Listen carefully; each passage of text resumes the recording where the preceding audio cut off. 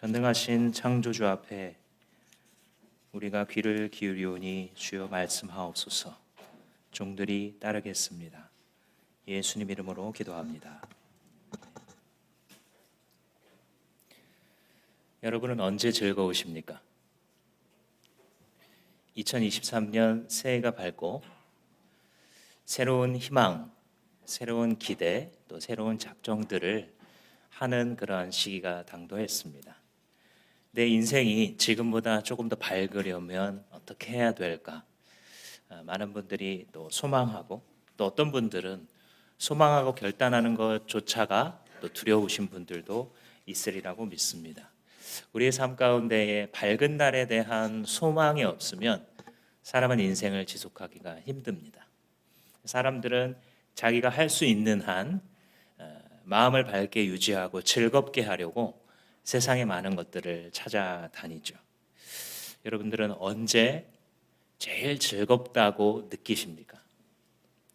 어떤 분들은 저는 여행을 가는 게 그렇게 좋아요. 세계 여행을 다니는 게 로망이에요. 또 어떤 분은 격렬한 어떤 스릴 있는 활동이나 스포츠를 하면서 그래 이게 사는 맛이지 하시는 분들도 있습니다. 익스트림 스포츠, 그러니까 스릴이 아주 강한 활동을 즐기는 분들이 있는데 그 가운데 로프 스윙이라는 게 있습니다. 자연물에 길다란 장대를 매달고 그네를 타는 이런 개념입니다. 원래 그네는 뭐 한 1.5m 될까요? 그 정도에서 왔다 갔다 하는 건데 요거는 한 10m 넘어 심지어는 수십 미터까지도 줄을 매달아 놓고 그 높이와 진폭을 가지고 스윙을 하는 것이라 이런 분들에게는 꼭 맞는 스포츠라고 합니다. 카일 리 스토킹이라고 하는 미국의 당시 20대 젊은이가 이 서부로 갔습니다. 서부에는 여러분들 뭐 그랜드 캐니언 뭐 이런 것 있는 것처럼 협곡들이 많아서 자연 지물을 이용해서 로프를 매달 수 있는 그런 지형들이 꽤 있다고 하죠. 이분이 유타주에 있는 한 협곡에 찾아가서 아치형으로 되어 있는 아주 유명한 협곡에다가 로프를 매달았습니다. 그 높이는 자그마치 33m가 되었습니다. 로프를 매달고 자기의 몸을 묶은 다음에 그 줄 하나에 의지해서 위에서 뛰어내렸습니다. 뛰어내리면 원래 이제 시계추처럼 왔다 갔다 하면서 그냥 끝나는 게 아니라 마치 바이킹 타듯이 그 진폭이 완전히 그칠 때까지 계속 가는 그런 스릴을 만끽할 것이라고 기대를 했었죠. 그러나 그는 뛰어내린 순간 떨어져서 사망하고 말았습니다. 왜 이렇게 되었을까? 나중에 한번 조사를 해보니까 그가 맨 그 줄의 길이가 33m를 조금 넘는 길이었습니다. 계산을 잘못한 거죠. 이 정도면 땅에 스치듯한 그 스릴을 느리면서 그 쾌감을 맛보리라 생각했는데 하필 치명적인 실수를 가장 치명적인 순간에 했던 것이죠. 내가 다른 제약을 받지 않고 뛰어내려 기쁨을 누리라 라고 하는 것이 잘못된 계산일 수 있는 것처럼 사람들은 흔히 인생에 있어서 얻는 즐거움을 그런 방식으로 생각합니다. 나를 얼고 매고 있는 이 가정이라는 줄이 없으면 얼마나 내 마음대로 즐겁게 자유로울 수 있을까? 뭐 교회 다니고 뭐 세상에 뭐를 지켜야 되고 이런 어떤 나를 올가매고 나를 부자연스럽게 만드는 이 모든 제한이 사라지면 나는 얼마나 자유로운 영혼으로 내 인생에 남은 시간을 보낼 수 있을까? 이렇게 사람들이 오해하지만 사실은 그렇지 않습니다. 운동만이 아니라 인생도 일정한 가이드라인을 따라갈 때 그 즐거움이 지속될 수 있습니다. 이게 오늘 이 전도서 11장과 12장의 주제입니다. 이 11장을 시작하면서 본문은 인생을 참된 의미에서 즐겁게 계속 살 수 있는 방법이 도대체 뭐냐 이렇게 화두를 던지고서 세 가지 정도의 답을 줍니다. 첫 번째는 너의 인생에 어두운 날이 있다라는 것을 기억해라. 그러면 즐거움이 유지된다. 두 번째, 심판이 있다라는 것을 기억해라. 그러면 즐거움이 유지된다. 세 번째, 너의 창조주 앞에서 살아가라. 그러면 유지될 것이다. 라고 가르쳐 줍니다. 하나씩 살펴보도록 하겠습니다. 7절 말씀해 보시면 빛을 보고 산다는 것은 즐거운 일이다. 해를 보고 산다는 것은 기쁜 일이다.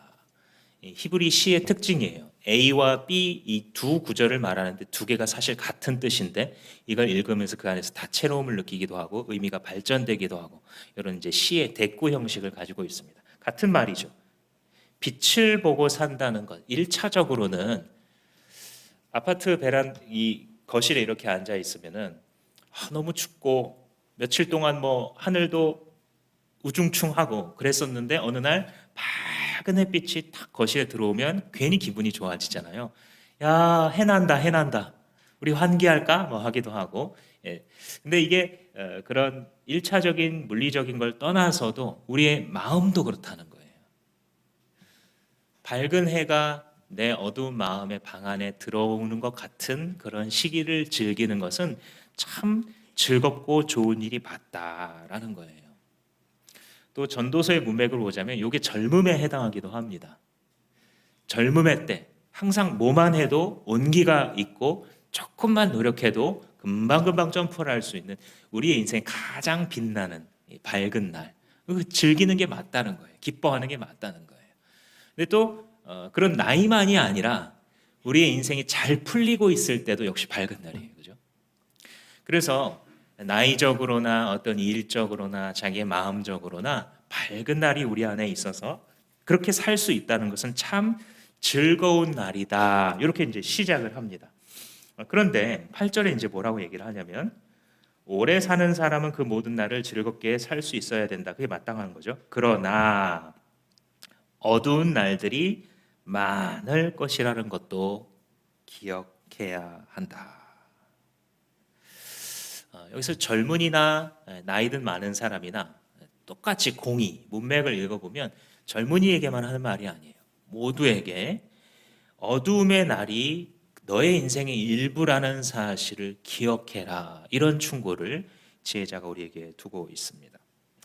이게 왜 그러냐면 땅에 사는 사람들이 한계를 갖고 있기 때문이에요.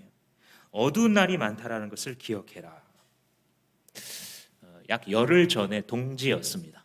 12월 22일이 동지였는데 예민한 분들은 아마 이 열흘 지나면서 해가 조금 일찍 뜬다 이런 느낌 받으신 분이 있을 겁니다. 일정하게 일어나시는 분들 가운데.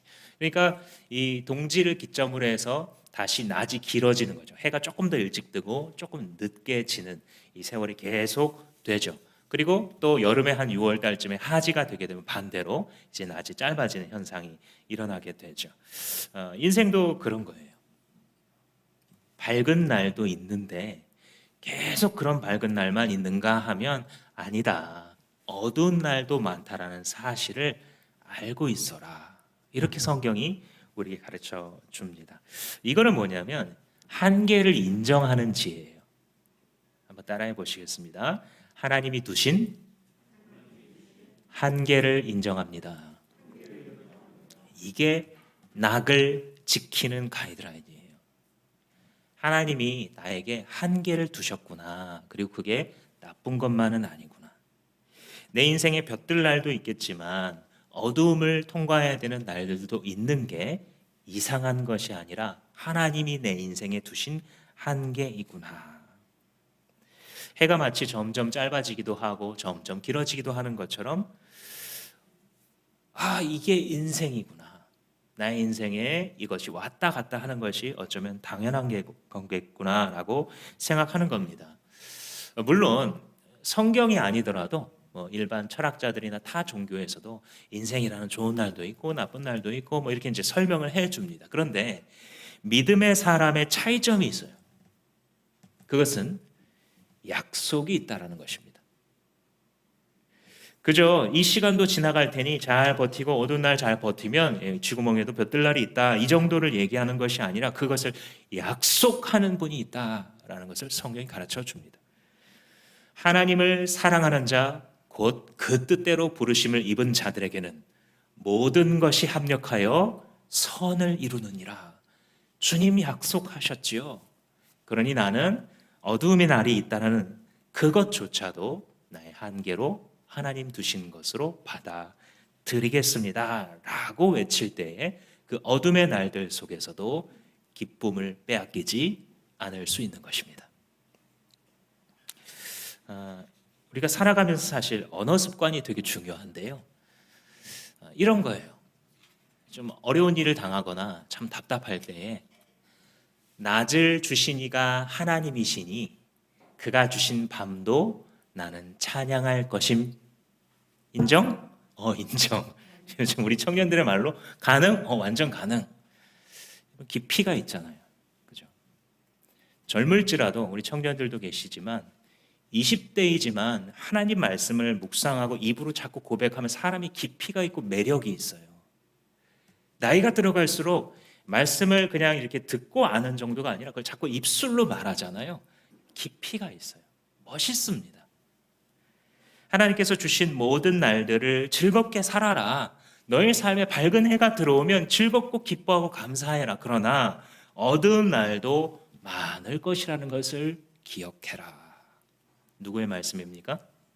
주님의 말씀입니다. 어두운 날이란 건 그럼 뭐냐? 뭐를 일컬어서 어두운 날이라고 하느냐 생각을 해보자면 첫 번째로는 원하는 게 이루어지지 않는 것. 오랜 시간 노력을 했는데 결과가 안 좋은 거예요. 자기가 잘해보려고 하지 않은 게 아니에요. 선의를 가지고 나름 최선을 다해가면서 과정 속에 많은 땀을 흘렸습니다. 노력을 했어요. 그런데 마지막에 이루어지지 않을 수 있잖아요. 이 세상에 살아갈 때. 그때 참 어둡고 앞이 보이지 않죠. 당황했다가 막 낙심했다가 다시 도전해야지 이렇게 일어날 때도 있는데 또 어떤 때는요. 다시 도전이고 뭐 그냥 다 치고 치워라 싶은 때가 있어요. 그냥 더 이상 어떤 시도도 하고 싶지 않은 그냥 다 체념하고 싶은 순간 그렇게 어두운 밤도 우리의 인생의 일부입니다. 이런 순간들이 우리의 이런 어두운 날들이 당신의 삶에 있다 없다? 있다. 많다 적다? 많다는 것을 기억해라.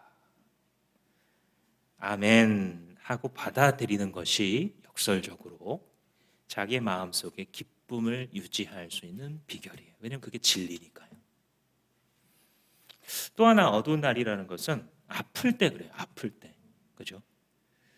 내가 막 아프거나 아니면 내가 사랑하는 사람이 막 아파요. 정신적으로 굉장히 큰 고통을 당하고 있어요. 심지어는 사랑하는 사람이 먼저 떠나요. 이런 것들을 바라볼 때에 참 어둡죠. 종종 장례식에 가보면 고인께서 평안히 가셨습니다. 이런 말을 유족들이 하는 경우가 간혹 있어요. 자주는 아닌데요. 아주 가끔 있습니다. 평안한 얼굴로 계시다가 그냥 뭐 자는 듯이 가셨다. 아니면 뭐 유언을 남기고 가셨다. 이런 말을 해요. 저도 이런 분들을 본 적이 있습니다. 분명히 병 때문에 고생을 하거든요. 몇 년 동안을 투병을 해요, 이분이. 근데 그 과정을 보면서 저게 하나님 믿는 거구나 싶은. 저분이 저러는 걸 보니까 하나님이 살아계시구나. 목사인데도 그분의 죽음 앞에 선 그 삶의 자세를 바라보면서 예수님이 증언되는 게 느껴져요. 예수님 살아계시는구나. 사람이 어떻게 죽음 앞에 섰는데 저런 말을 할 수가 있을까? 저런 고백을 가족들에게 하고 떠날 수가 있을까? 가장 아름다울 수 있는 순간이 죽음의 순간일 수도 있구나 라는 것을 가르쳐주는 믿음의 사람들이 우리 곁에 종종 있습니다. 그런데 만약 그런 아픔의 날, 어두움 날에 있을 때 이걸 받아들이지 않고 인정하지 못하면 어떻게 되죠? 평안이 사라져요. 기쁨이 녹아내립니다. 아니, 도대체 어떻게 이런 일이 있을 수 있지? 내 인생에 왜 이런 일이 벌어져야 되는 거야? 이해할 수도 없고 누가 대답해 줄 수도 없는 이 바보 같은 질문을 계속 스스로의 영혼에 비수처럼 던지면서 스스로를 괴롭히고 자기 주변을 모두 어둡게 만들어요. 왜요?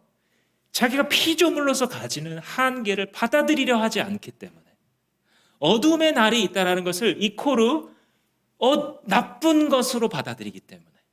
근데 전도자는 뭐라고 얘기해요?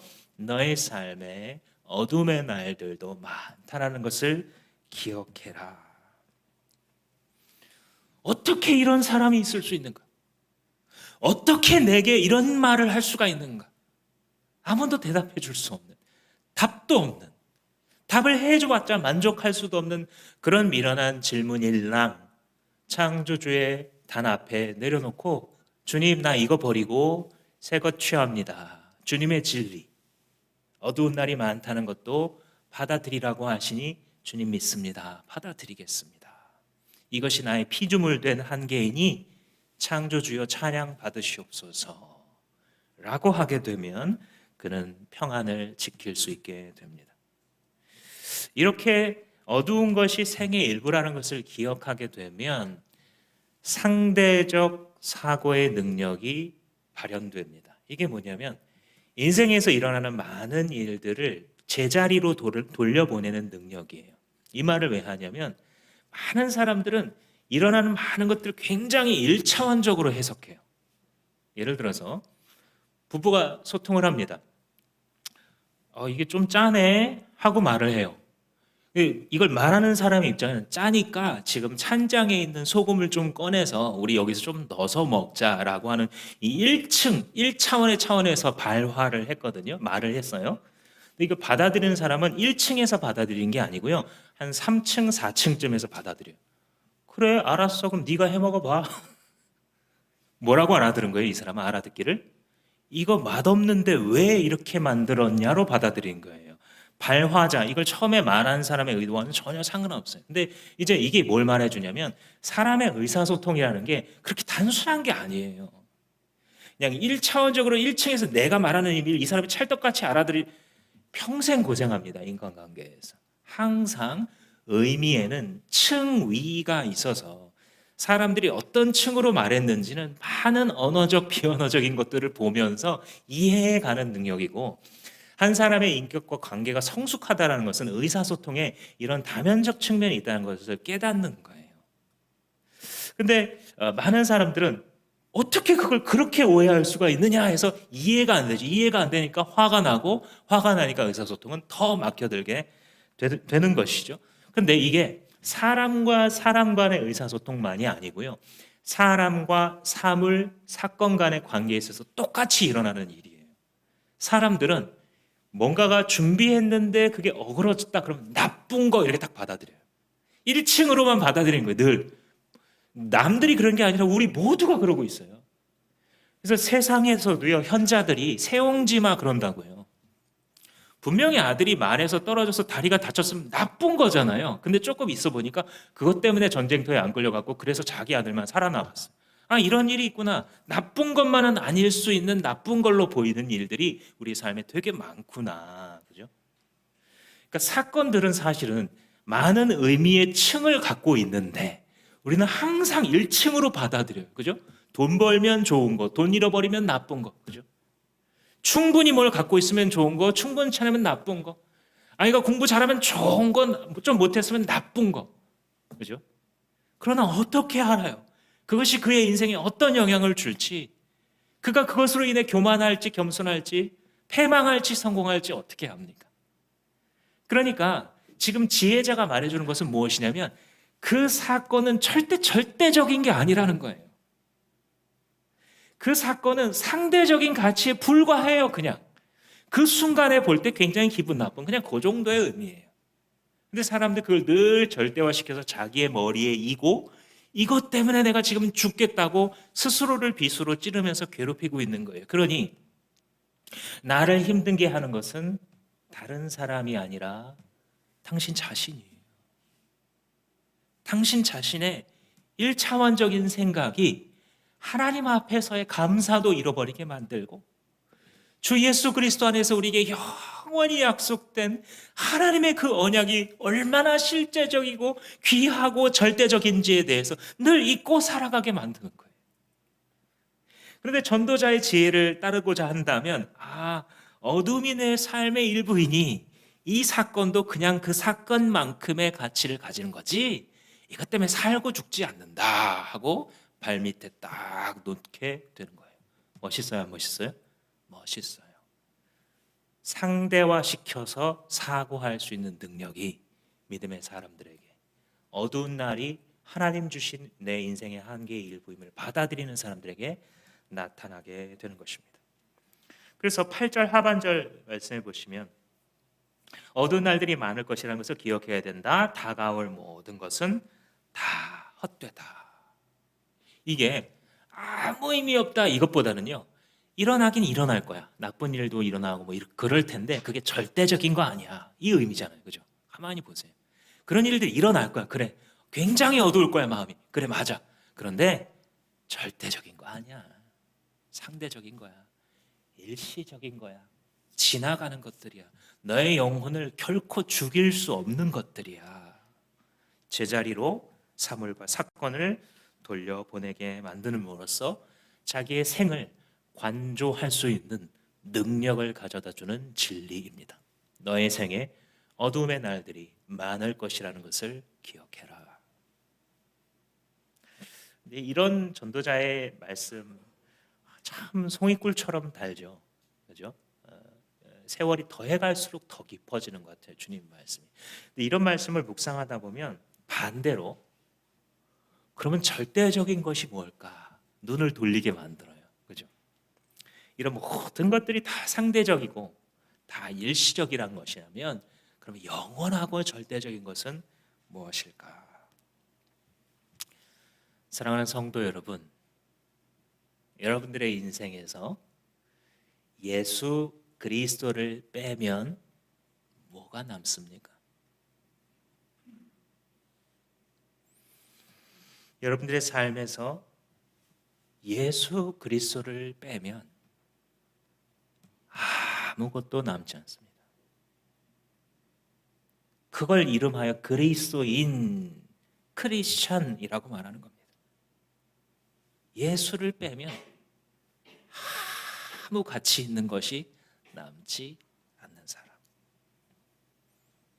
예수 생명만이 귀하고 그의 나라만이 영원한 사람. 그분이 있으면 행복하고 만족되고 그분이 없으면 세상 전부를 준다 할지라도 만족할 수 없는 사람.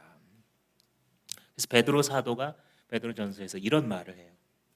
썩지 않고 더럽지 않고 쇠하지 아니하는 유업을 받게 하시나니 곧 너희를 위하여 하늘에 간직하신 유업이다.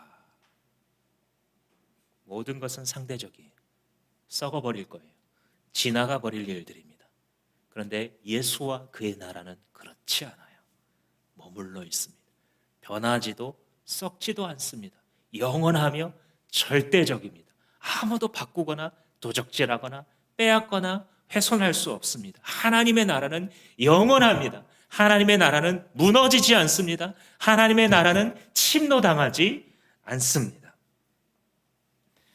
어둠의 날을 기억하며 영원한 밝음 되시는 예수 그리스도를 기억하면서 살아가는 자에게 그래서 기쁨은 유지될 수 있는 것입니다.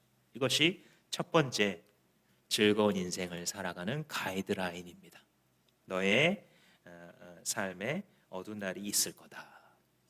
이게 왜 가이드라인이 되어주냐면 지나친 낙심으로부터 우리를 보호해줘요. 사탄이 우리에게 늘 쓰는 이 괴계가 이거거든요. 이거 나쁜 거야. 너한테 나쁜 거야. 니네 가정에 이거 최악의 일이 벌어진 거야. 지금 네 커리어에 진짜 나쁜 거야. 너 이제 큰일 났어. 너의 인생은 여기서 끝이야. 야, 세상 사람들 중에 누가 너를 인정해 주겠니? 마귀는 늘 이런 말을 해요. 그래서 이 원래 사건의 진짜 의미보다 더 지나친 낙심을 하게 만드는 이게 사탄의 괴계인데 이게 무력화되는 거예요. 언제요? 이 가이드라인을 따를 때. 너의 날에 어둠의 날이 많을 것이라는 걸 기억해라. 그것은 나를 사랑하는 아버지 하나님께서 내게 두신 한계이구나를 받아들일 때. 두 번째 우리의 인생의 낙을 유지하는 가이드라인은 심판을 기억하는 것입니다. 9절 말씀에 젊은이여 젊을 때의 젊은 날을 즐겨라. 내 마음과 눈이 원하는 길을 따라라. 다만 내가 하는 모든 일에 하나님의 심판이 있다는 것을 알아라. 요거를 가만히 한번 읽어보세요, 여러분. 어떠세요? 젊은이여, 젊을 때 젊은 날을 즐기고 마음대로 살아라. 다만 심판이 있다는 것을 기억해라. 어쩌라는 겁니까? 사실 읽어보면 이게 도대체 뭐 즐기라고 했다가 심판받으라고 했다가 이게 도대체 모순 아닌가? 비꼬는 건가? 그 마치 엄마 나 오늘 친구네 집에서 자고 와도 돼? 마음대로 해보셔. 뭐 이런 건가? 즐기라 했는데 그렇게 즐기다 넌 죽을 거야. 이런 말을 하시는 건가? 이런 생각도 들어서 참 이상한 생각이 듭니다. 근데 조금 더 한번 생각을 해보면 이 전도자가 지금까지 이 11장까지 끌어온 그 방향성이 있잖아요. 그걸 가지고 가만히 묵상해 보면 깨달을 수 있는 것 같아요. 여러분 언제 즐거우세요? 여러분이 내가 언제 즐겁더라 한번 생각해 보세요. 사실 사람들이 이걸 잘 생각 안 합니다. 그냥 굉장히 본능적으로 동물적으로 자기가 이걸 즐거워한다고 생각하거든요. 근데 곰곰이 생각해 보세요. 내가 언제 진짜 즐겁지? 당신이 하나님의 사람이라면 당신은 언제 진짜 즐겁습니까? 언제 진짜 재밌으세요? 언제 정말 진짜 자유로우세요? 당신이 하나님의 사람이라면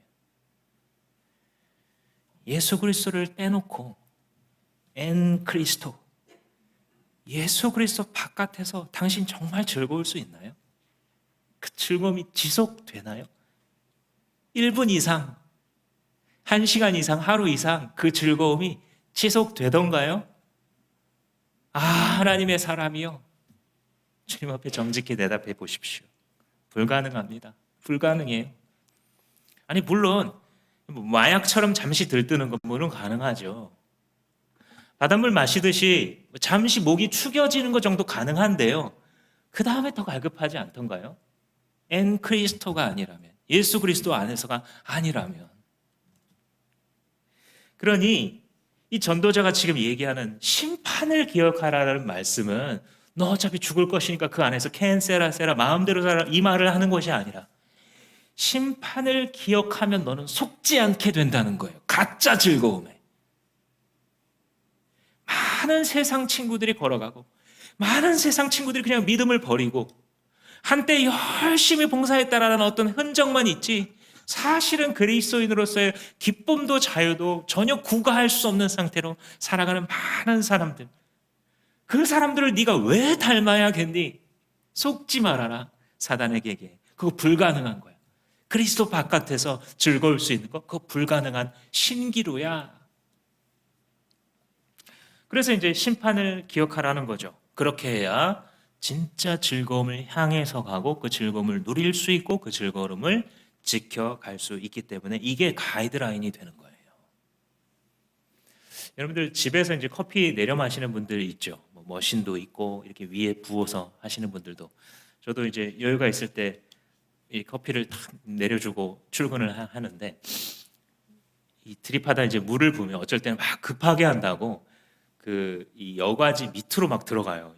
그 원두 찌꺼기가 밑으로 막 들어가는데 모르고 바쁘니까 막 내립니다.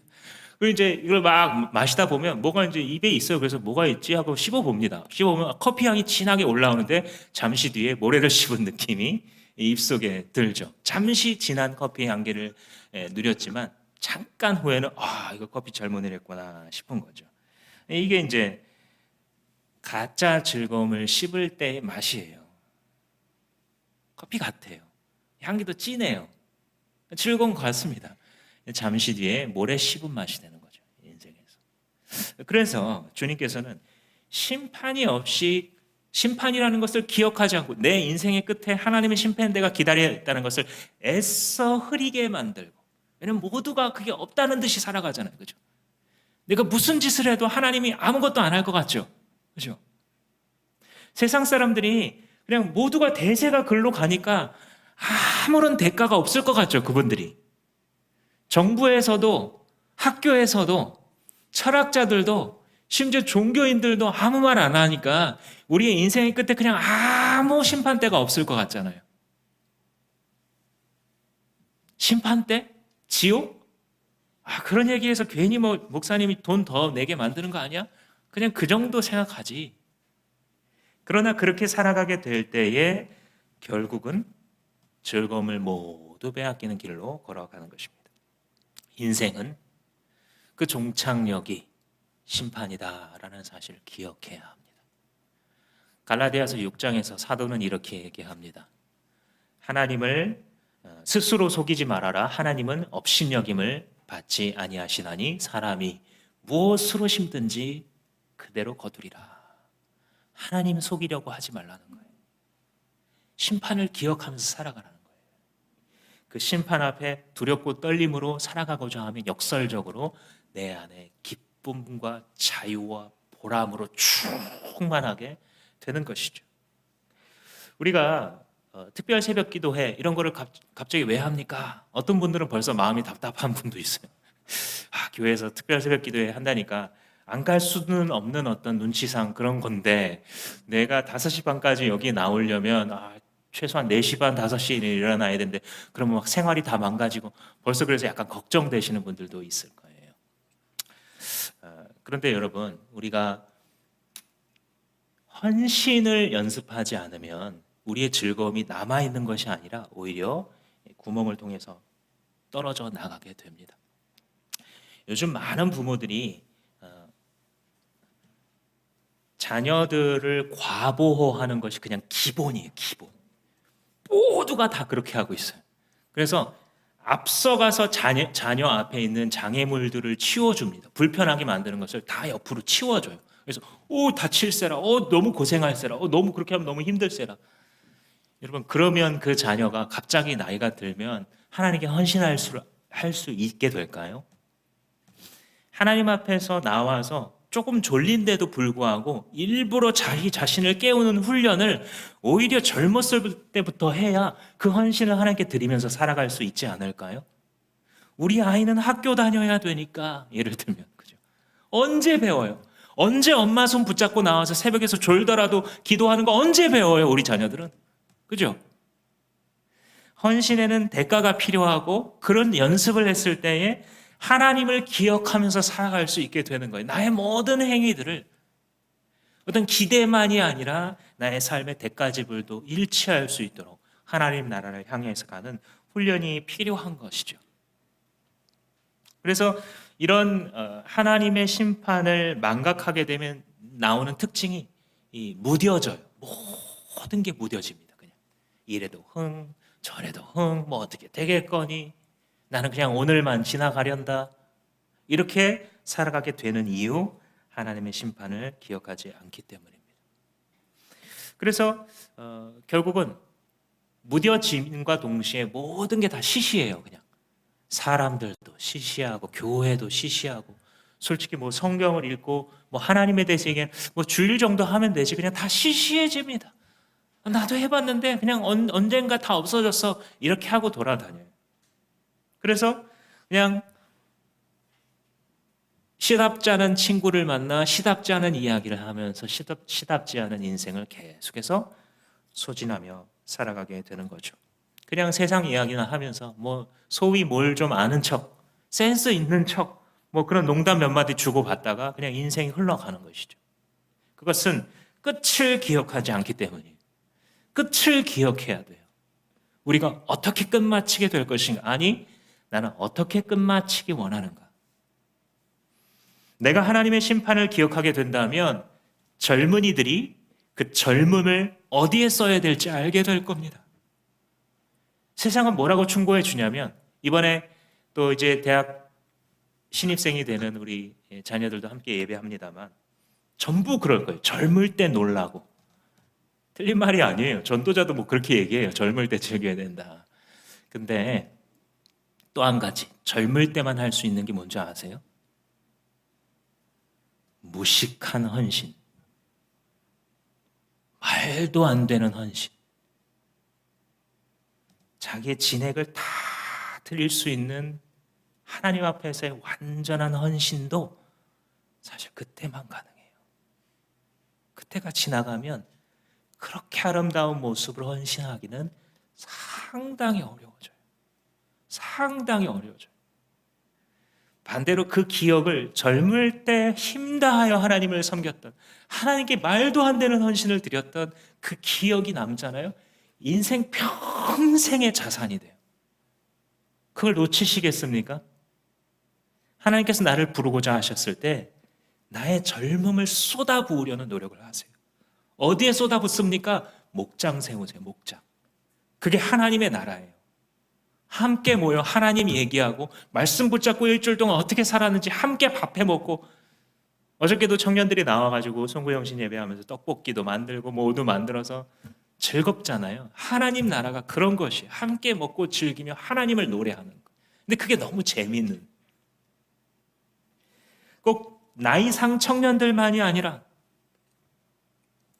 하루라도 더 젊은, 내일보다 하루라도 더 젊은 오늘 하나님 앞에서 끝을 기억하면서 살아가게 될 때 무엇을 즐거움으로 삼아야 될지 나는 배울 수 있게 됩니다. 분별할 수 있게 됩니다.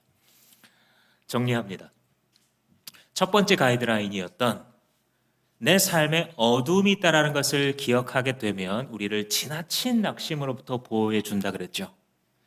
두 번째 가이드라인인 심판, 끝이 있다는 것을 기억하게 되면 무절제로부터 우리를 보호해 줍니다. 사탄이 아마 혀를 찰 거예요.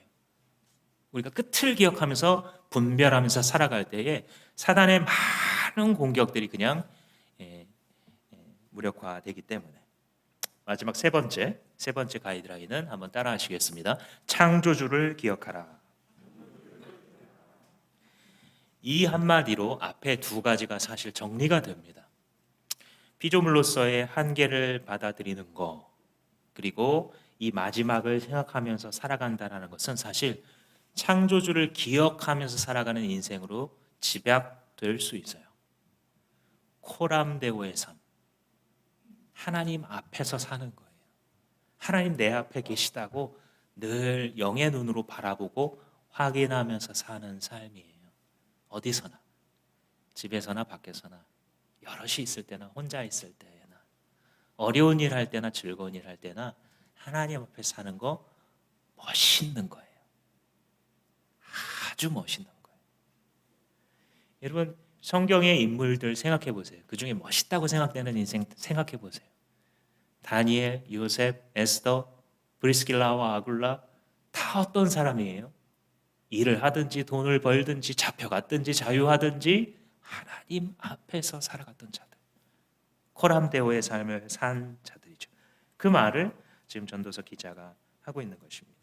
12장 1절에 젊을 때에 너는 너의 창조주를 기억하여라 이렇게 말하죠.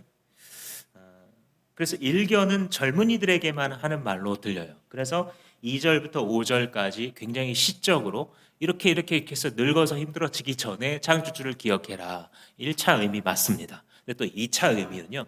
이것을 읽는 모든 사람들, 젊은이들 뿐만이 아니라 늙은이들까지 내일보다 하루 더 젊은 오늘을 살아가는 만인에게 하나님께서 하시는 말씀이 이것입니다. 너는 지금 더 이상 지체하지 말고 창조주를 기억하는 삶을 살아라. 그래서 1절 한번 보시면 고생스러운 날들이 오고 사는 것이 즐겁다고 할 나이가 되기 전에 너의 창조주를 기억해라. 그래서 이제 대표적으로 나이가 들고 노년이 되는 것이 어두운 날이다 이런 말을 하고 있습니다. 근데 누구에게 그러냐면요. 창조주를 기억하지 않고 노년까지 맞이한 사람에게. 그죠? 그 전제가 들어있는 겁니다. 반대로 이미 노년에 이르렀다 할지라도 창조주를 기억하며 살기로 작정하는 자에게는 여기 담겨져 있는 이 허무함이 떠나가는 역사가 있을 줄 믿습니다. 모든 인생이 노화를 피할 수는 없지만 모든 노년이 다 괴로운 것은 아닙니다. 창조주를 기억하는 노년은 즐거움이 여전합니다. 전도자는 지금 나이가 들면 비참하다라는 얘기를 하고 있는 것이 아니라 창조주의 품에 안기지도 않고 노년에 들어가는 것의 비참함을 얘기하고 있는 것입니다. 여러분, 시간은 금처럼, 시간은 화살처럼 흐르고 있습니다. 2절부터 5절까지를 제가 읽어드릴 텐데 한번 이게 사실 시로 되어 있습니다. 이 시인의 심정을 한번 느껴보시면서 들어보십시오. 해와 빛과 달과 별들이 어두워지기 전에 먹구름이 곧 비를 몰고 오기 전에 그렇게 하여라. 그때가 되면 너를 보호하는 팔이 떨리고 정정하던 두 다리가 약해지고 이는 빠져서 씹지도 못하고 눈은 침침해져서 보는 것마저 힘겹고 귀는 먹어 바깥에서 나는 소리도 못 듣고 맷돌질 소리도 희미해지고 새들이 지저귀는 노랫소리도 하나도 들리지 않을 것이다. 높은 곳에서는 무서워서 올라가지도 못하고 넘어질세라 걷는 것마저도 무서워질 것이다. 검은 머리가 팥뿌리가 되고 원기가 떨어져서 보약을 먹어도 효력이 없을 것이다. 어떻습니까? 검은 머리가 팥뿌리가 되고 히브리 사람이 이런 표현을 알고 있단 말인가? 이런 분들이 있을 수 있습니다. 원문에 당연히 그렇게 안 돼 있어요. 근데 이 세번역 성경은 그 번역의 주안점이 뭐냐면 그 의미가 전달되는 거라서 좋은 번역이라고 생각합니다. 저는 한국인들이 이해할 만한 굉장히 좋은 번역이 맞아요. 근데 이제 옛날 번역의 장점은 뭐냐면 시적인 걸 그대로 살려서 팔, 다리, 이빨 이런 거 나오지도 않아요. 그러니까 뭐냐면 비유적으로 말했는데 오늘 집에 돌아가셔서 요 12장 부분을 개역개정 성경으로 한번 읽어보세요.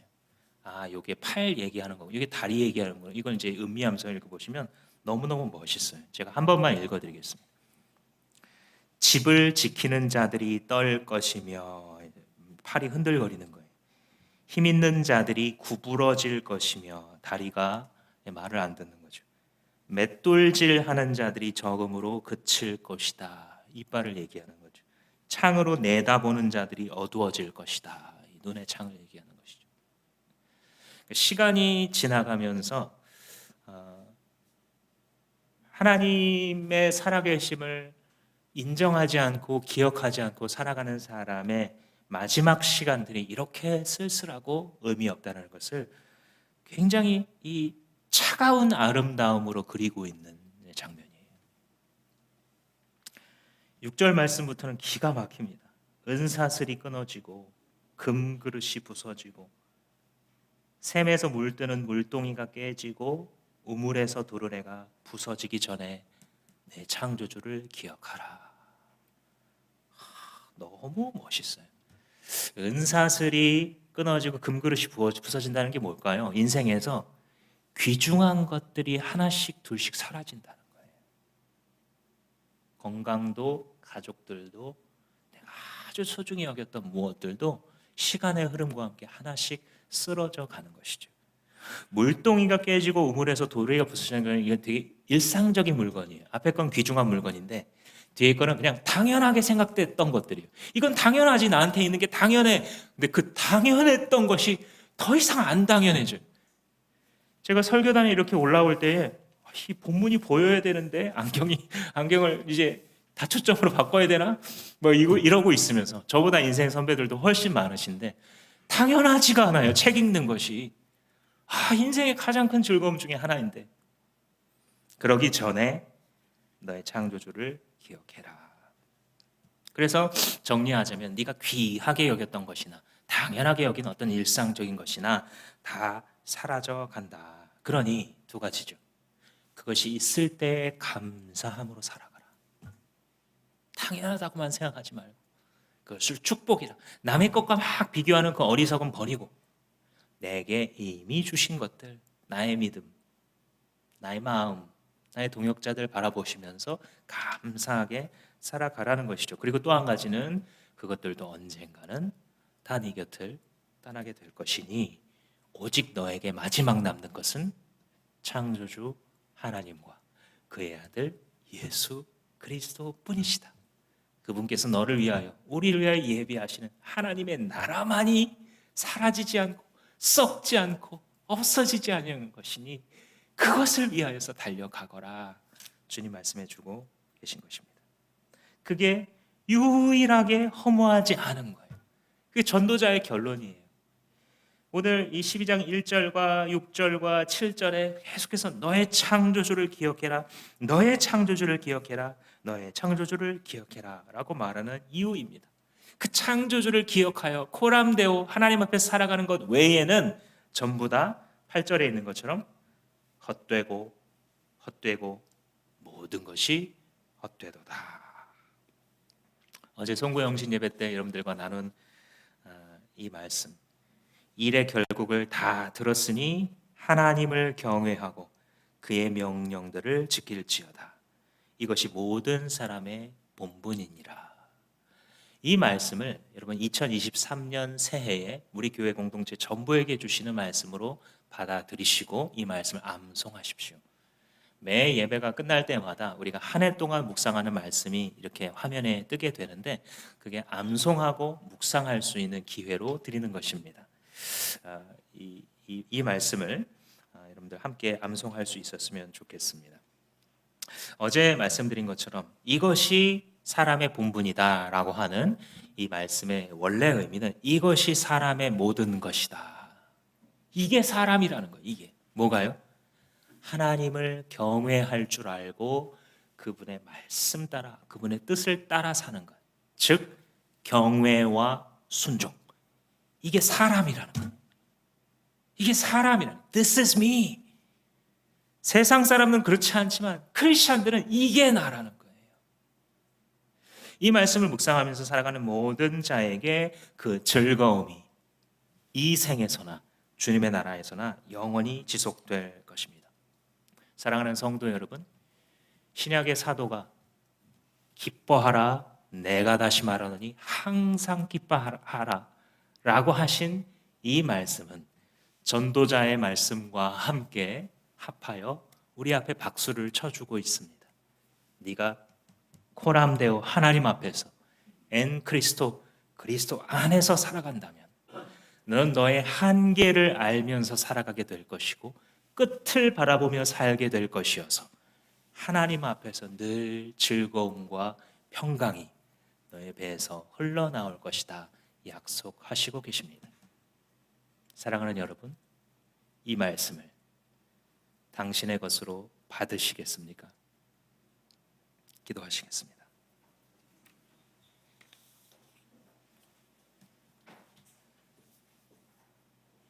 나한테 하나님께서 깨닫게 하시는 말씀이다 라고 싶으신 그 말씀의 표현을 여러분들의 입술로 반복하십시오.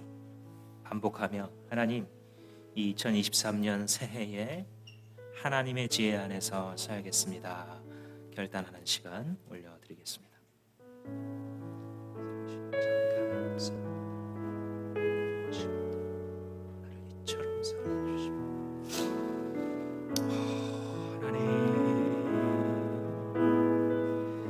예수님, 당신만을 사랑합니다. 예수님,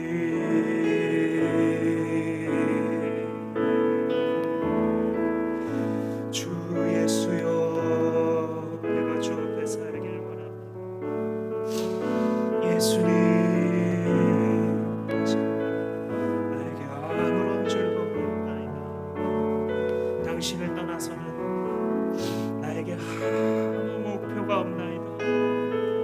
나의 즐거움의 근원 되시는 주여, 나의 기쁨의 근원 되시는 예수여, 주님으로 몸을 죽이게 하시고 주님으로 만족하게 하시고 주님을 따라 살게 하시고 주님을 향하여 살게 하시고 주님을 목표로 살게 하시고 주님을 영광으로 살아가는 복을 허락하여 주시옵소서.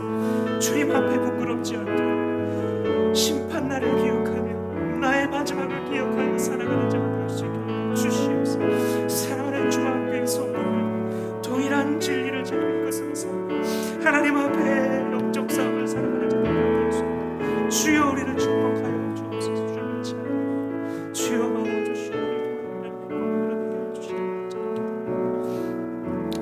시간에 계속해서 기도할 때에 오늘 우리 나라를 위해서 좀 기도했으면 좋겠습니다. 많은 것이 뒤숭숭하고 북한의 도발 또 거기에 대한 많은 논란들 끝없이 양극단으로 갈라지고 분열하는 세대와 세대 간의 지역과 지역 간의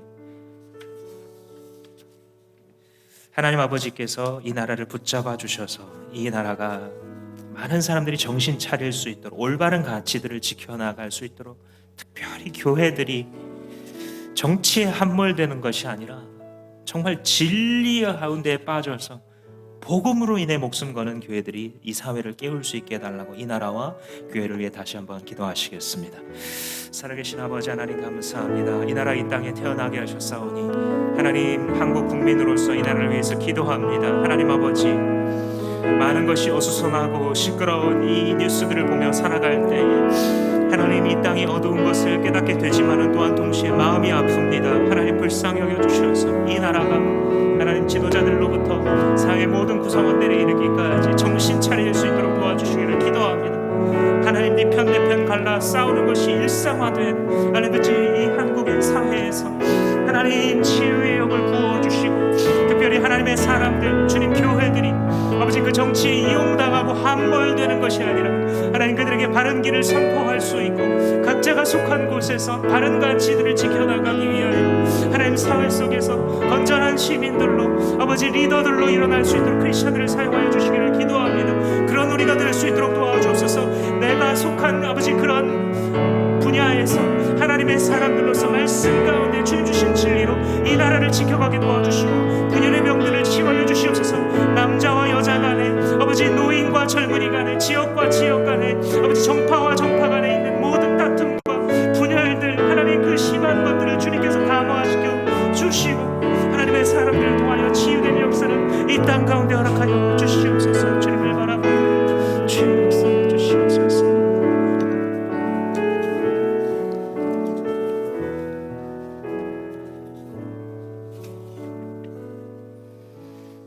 일의 결국을 다 들었으니 하나님을 경외하고 그의 명령을 지킬지어다. 이것이 모든 사람의 본분이니라. 주님 전도자를 통하여 말씀해 주시니 감사합니다. 이렇게 단순한 진리를 우리는 너무나 흐리게 해놓고 어쩌면 지난 2022년 한 해 동안을 살아왔는지 모르겠습니다. 주님 말씀 앞에 돌이키겠습니다. 이 한 가지를 기억하며 창조주 앞에 살아갈 때에 주님께서 우리에게 허락하신 새로운 기회, 이 2023년을 하나님 앞에 찬송으로 올려드리는 우리 다 될 수 있도록 피조물로서 하나님을 영화롭게 하는 삶, 즐겁게 살아가는 삶 다 될 수 있도록 우리를 축복하여 주시옵소서. 감사하고 예수님의 이름으로 기도합니다. 다 같이 일어나셔서